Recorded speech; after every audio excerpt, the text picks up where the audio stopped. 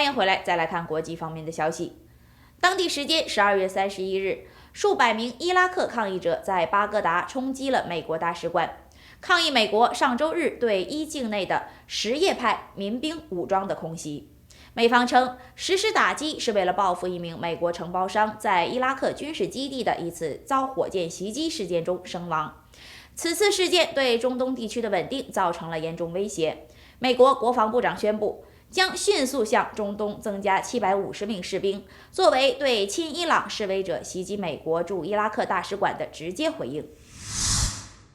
I think it's been handled very well. The Marines came in. We had some great warriors come in and do a fantastic job, and they were there instantaneously. President Trump responding to the Tuesday attack on the U.S. Embassy in Baghdad. That attack following U.S. airstrikes on an Iran-backed militia group in Iraq. Trump blaming Iran for the embassy attack, issuing a threat against the country, tweeting in part, quote, "Iran will be held fully responsible for lives lost or damage incurred at any of our facilities. They will pay a very big price. This is not a warning, it is a threat." The U.S. military response to Tuesday's attack was swift. Apache helicopters flying over the embassy in a show of force. Defense officials sending roughly 100 Marines to help secure the facility. On top of those forces, Defense Secretary Mark Esper says the U.S. will send approximately 750 troops to the Middle East immediately. Despite those measures, Trump says he doesn't want a war with Iran, but that the U.S. is ready if it comes to that. I don't think that would be a good idea for Iran. It wouldn't last very long. So I don't see that happening. No, I don't think Iran would want that to happen. It would go very quickly. I'm Reed Binion reporting. 新年到来，朝鲜最高领导人金正恩再次发话，誓言将继续推进朝鲜核计划，并推出一种新型战略武器。此前，他设定在美国去年底之前做出让步的最后期限已过，未见任何进展迹象。他在执政的朝鲜劳工党一次会议上抨击华盛顿方面提出强盗式要求，并表示在这种情况下，他们没有任何理由再单方面的遵守承诺。朝鲜称继续研究核是他们的自由，这加剧了国际社会对平壤方面即将恢复危险军事升级的担忧。When you think about where we were at this time last year, when there was so much optimism, so much hope about the prospect of diplomacy, and then the Hanoi summit fell apart, and well, we know what's happened since. There has been escalating rhetoric for months between the U.S. and North Korea. North Korea has been testing short-range weapons. So this new announcement doesn't really come as a big surprise. We've known that North Korean leader Kim Jong-un has been likely preparing for a major shift in policy, and that's what North Korean state media announced. They said because the United States hasn't moved on the issue that's most important to them, sanctions, they no longer feel obligated to abide by the issue most important to the United States, which is North Korea's self-imposed moratorium on nuclear and long-range missile tests. In fact, North Korea is saying they're going to bolster their nuclear defense, basically reversing course entirely, because remember, the whole reason why the United States and North Korea decided to sit down, why President Trump and Kim Jong-un met in person, was to solve this problem of a rapidly nuclearizing North Korea.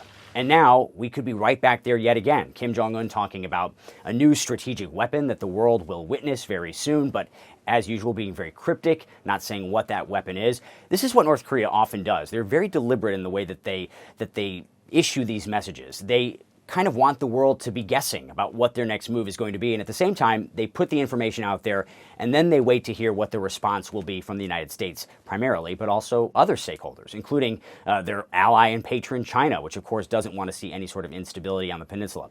Kim Jong-un also gave us some insight into why he has decided to do this now. I'll read you a portion of his statement. He said, "The United States' real intention is to seek its own political and diplomatic interests while wasting time away under the signboard of dialogue and negotiations, and at the same time keep sanctions upon the DPRK so as to weaken the DPRK." Of course, North Koreans need sanctions lifted. They have acknowledged that. But they said, Kim Jong-un said it in his own words, we're not going to sell out our dignity. And that is the key kind of at the heart of all of this. The North Koreans feel that they have lost some of that dignity because of the embarrassment in Hanoi and the subsequent rhetorical escalations that have followed. And this might just be their first attempt as we begin this new year to get that back. Will Ripley, CNN, Hong Kong. 澳大利亚东海岸各地都在为又一天的山林大火威胁做准备，其他地区的居民则刚刚见到山火在新年前夜造成的破坏。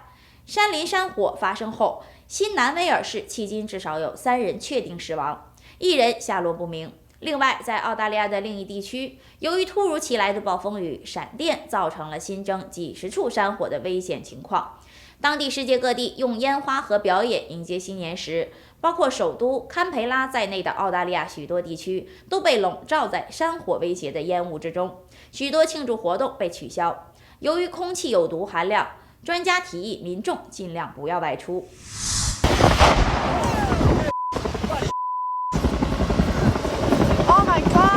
Australia suffering through the worst wildfires the country has seen in decades. At the moment, everybody's panicking, and yeah, it's pretty surreal. More than a dozen deaths already confirmed nationwide. Hundreds of structures are destroyed. It's absolutely a time for vigilance and no time for complacency at all. Every state in Australia has been scorched, but New South Wales has brunt the worst of the blazes. Fires on the road already. Some of the firefighters who were on the south coast of New South Wales got caught in a situation that could have turned fatal. When we were in there, in the thick of it, we thought that this could be it. Eventually, the crew decided to abandon its fire truck and flee. It had got to a point where it was too dangerous to remain in the vehicle. More than 2,000 firefighters are on the ground in New South Wales alone, and other countries, including the US and Canada, have sent firefighters to help. And it may be a while before things ease. Australia is just starting its summer season.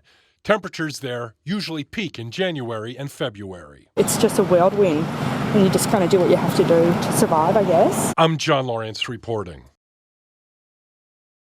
2019年刚刚过去，回望这一年的拉美和加勒比地区的政治纷争、经济低迷和社会动荡成为关键词。下半年多国相继发生骚乱，委内瑞拉反对派另立总统，欲夺政权；阿根廷遭遇金融海啸；秘鲁府院之争激化。厄瓜多尔、智利、玻利维亚和哥伦比亚先后发生抗议骚乱，反映出拉美国家政治斗争激化，治理赤字问题凸显。2020年，如何弥合社会分歧，维护安定平安，构建更加公正合理的治安体系，将成为拉美各国政府面临的考验。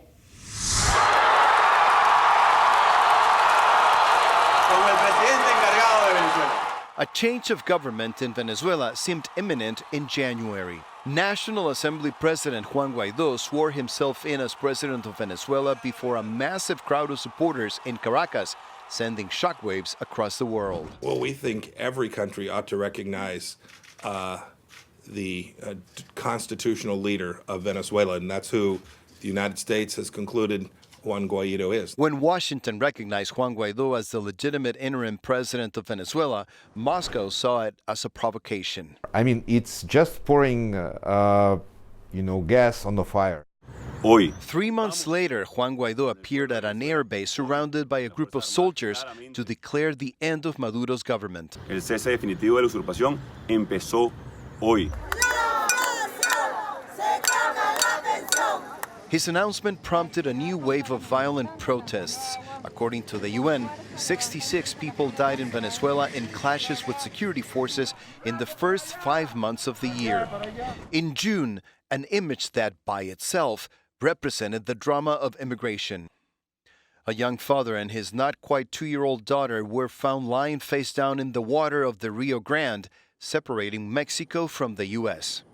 2019 was also the year of one of the greatest environmental disasters in modern history. Vast portions of the Amazon burnt in Brazil.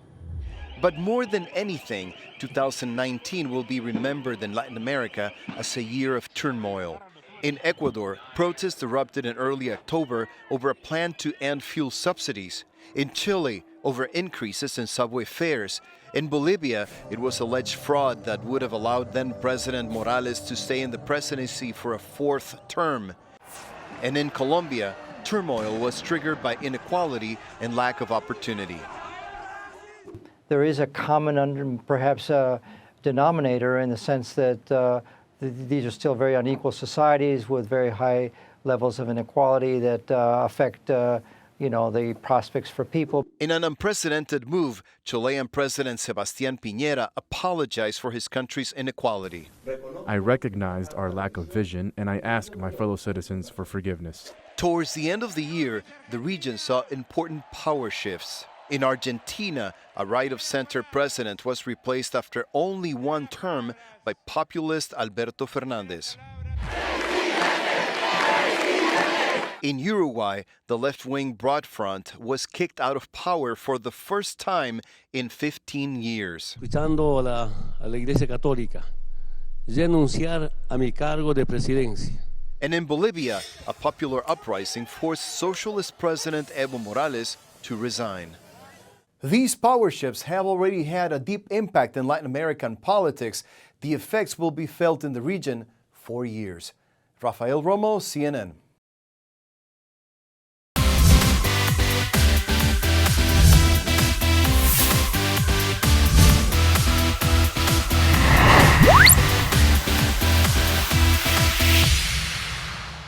再来看娱乐方面的消息，派拉蒙公司日前公布了备受关注的悬疑惊悚电影《禁忌之地》第2部的预告片。这部影片由女星艾米丽·布朗特和自己的丈夫导演共同合作，在2018年横空出世并大受好评。影片与独特的科幻设置结合恐怖惊悚的桥段，对人性深度探讨，在影迷和各大奖项中都大受好评。系列第2部续集电影将于2020年3月20日上映。It's okay, baby. It's okay. Mom. Yeah.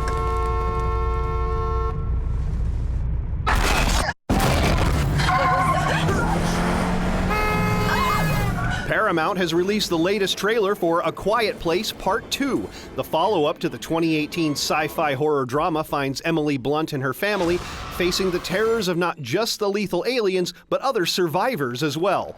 A Quiet Place Part 2 creeps into theaters March 20th. Weirdly enough, I feel young and invigorated by it all. Award season news, Jamie Lee Curtis to be honored.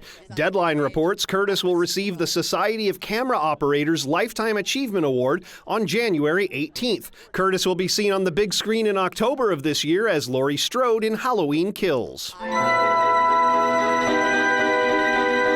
The new year brings a new slate of movies, books, and music entering the public domain. Films released in 1924 that are now part of the public domain include Buster Keaton in Sherlock Jr., director John Ford's The Iron Horse, and the very first film adaptation of J.M. Barrie's Peter Pan. Thinking lovely thoughts in Hollywood, I'm Rick Damigella. 休息一下，马上回来。